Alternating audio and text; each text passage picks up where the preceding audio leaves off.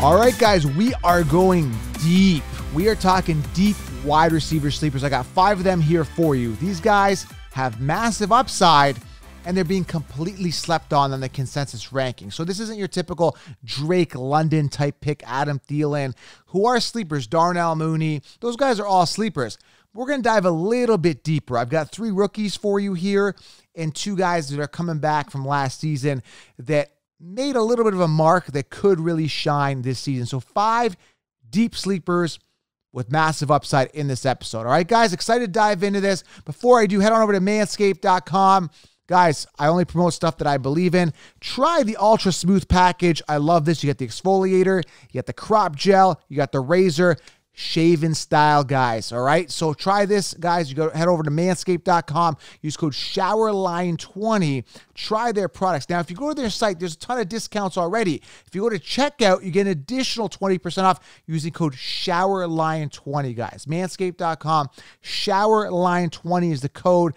We're talking deodorant. We're talking underwear. You got to try their underwear. You got to try their body wash, shampoo. Go experience it. DM me. Let me know how it's working out for you. You will love the product. Manscaped.com. The code you want to use is SHOWERLINE20. Go do that. Also, get the 16-round draft solution, guys.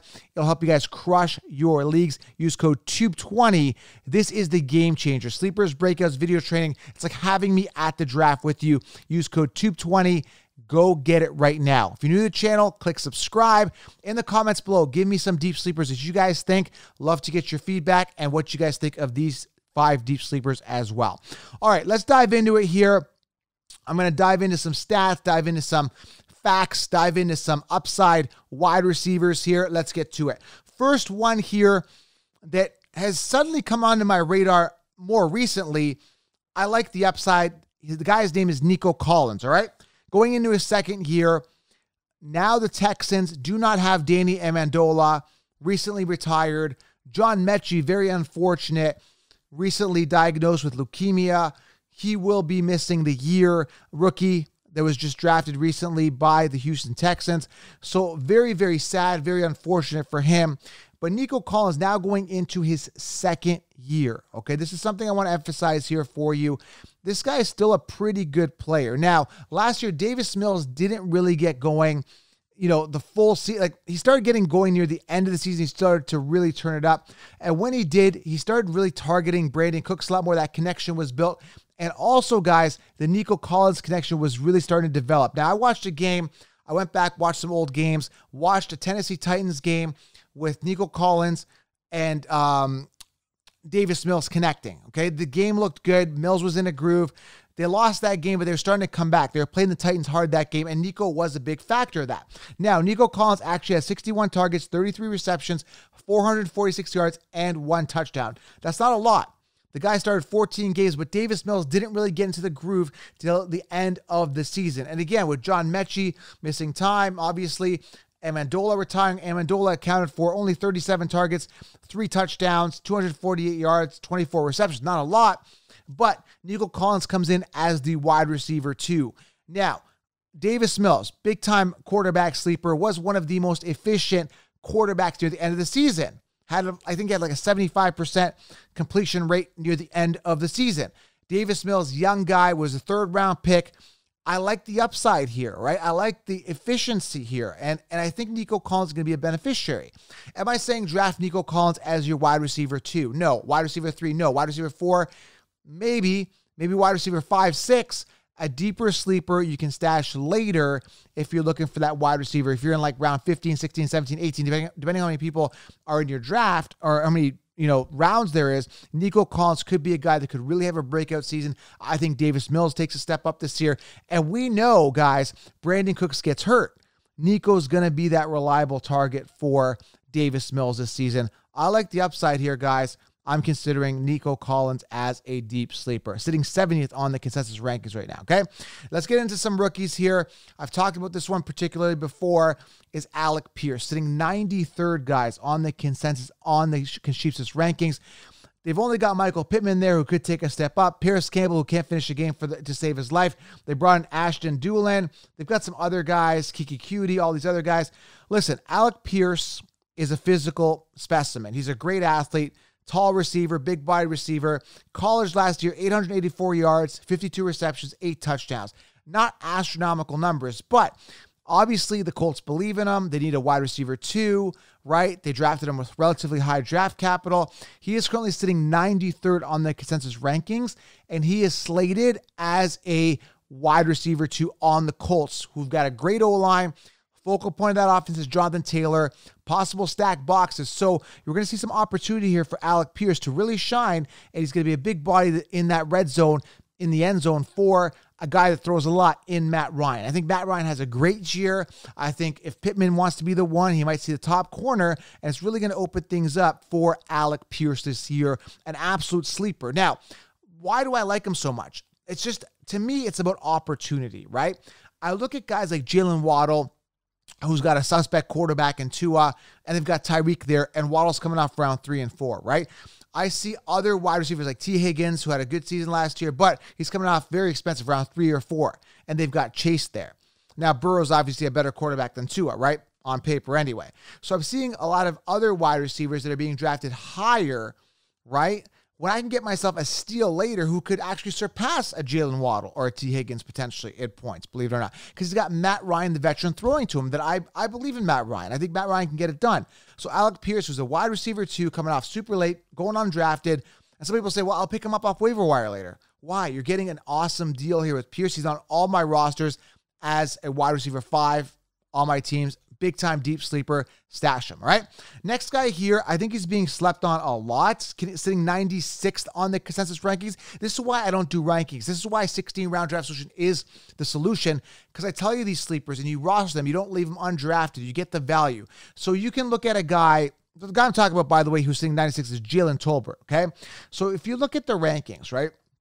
I'm just going to pull up the consensus, the Sheep's rankings here. And if I'm going deeper, like you can look at a guy like, I'm going to give you just a name here. Quintez Cephas sitting at 107. Isaiah Jones sitting at 95, right? A KJ Hamler, like he's like a wide receiver 4 on his team, right? But then you can look at a rookie who's got massive upside, like a Jalen Tolbert, who's sliding in immediately as a wide receiver 2, with Gallup being gone for the first part of the season, or first month of the season anyway. You got 6'3", 190-pound Jalen Tolbert out of South Alabama. I watched some tape on him. Great receiver. Had some issues with some drops here and there in college, but 1,474 yards, 82 receptions, 8 touchdowns in his last season, okay, out of South Alabama. This guy's a plug-and-play right out of the gate. Amari Cooper's gone. They've got CeeDee Lamb there, right? But Jalen Tolbert is going to be getting the snaps. He's an absolute sleeper. Dak Prescott throwing the ball. Love Jalen Tolbert. So you look at Alec Pierce, look at Tolbert, 2 rookies that are in a prime position to succeed. Guys, I absolutely love this, okay? So people could be drafting Emmanuel Sanders later, or a Randall Cobb at that. You know, Randall Cobb's actually ranked ahead of Jalen Tolbert right now, and Alec Pierce, which is absolutely crazy. Guys like Will Fuller and all these bottom feeders like Braxton Berrios, you know, like I'm looking at all these guys ranked in and around the same area. And then you've got a guy like Jalen Tolbert, like it's a no-brainer, guys. Like big-time deep sleeper, stash him. And this is what I explained in 16 rounds, guys. You got to go for those upside home run hits later on, all right? Number 4 here, we talked about Nico Collins, great value, Davis Mills connection, Alec Pierce, Jalen Tolbert. Next guy, number 4 here, we're talking Sky Moore. Now, in regards to Sky Moore, right, I have some question marks here. First of all, he had a great, college last season, 1,292 yards, 10 touchdowns, about 95 plus receptions. Now, when I look at the depth chart here with the Kansas City Chiefs, I got to take a look at it and say, man, we don't know who the wide receiver 1 is. There is some news. Justin Ross is going to miss, I think, the season. He's banged up. He's on PUP. I'm not sure what happened to him. I just read the report. Justin Ross is not going to be playing. Rookie that was drafted after Sky Moore. Mecole Hardman could step up, right? Marquise Valdes-Scantling, I don't trust. Juju, I don't trust. Travis Kelce's a true 1 there. But, Sky Moore is a guy that could emerge, right? We don't know it. We know Marquise Valdes-Scantling is not good. We know Mecole Hardman's average. We know Juju sucks and he's a diva. Maybe Sky Moore is the guy. Maybe there's 159 freed up targets. Maybe he's the guy. So when we're looking at a deep sleeper later, sitting 55th on the consensus, not as low as a Pierce or Tolbert, but Sky Moore is a sleeper that you can get that has the ceiling, high ceiling ahead of him. All right, guys? I like them. Stash them. Can't go wrong.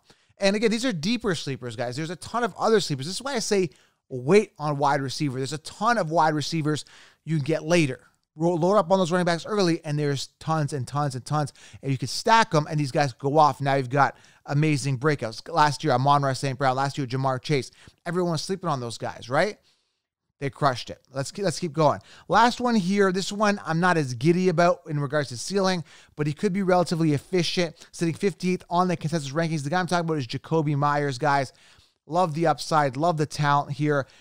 Number 1 receiver last year with Mac Jones, who's apparently has been taking a step up. Belichick is saying Mac Jones has taken a step up this year in regards to how much better he's gotten. And if you look at the New England Patriots depth chart, they like to spread the ball around, guys. I'm not going to lie. I'm not a fan of any New England, Patriots player, but this is a guy that could step up. They got Devontae Parker there, Kendrick Bourne, who has some upside, but Jakobi's slated as the wide receiver 1 to a quarterback that's going to be relatively efficient in Mac Jones, right? Mac Jones was relatively efficient last year.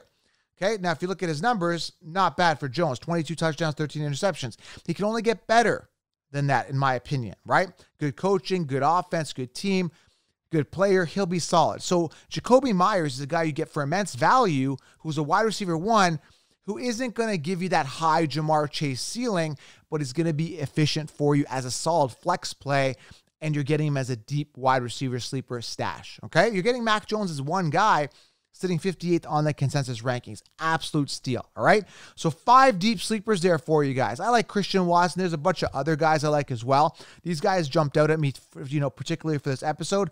Target them with confidence later on. All right, guys? Subscribe, thumbs up. Let me know in the comments what you think and get that 16-round draft solution. Hope you guys enjoyed the episode. Wanted a quick one here for you. Get you a ton of information in a short amount of time.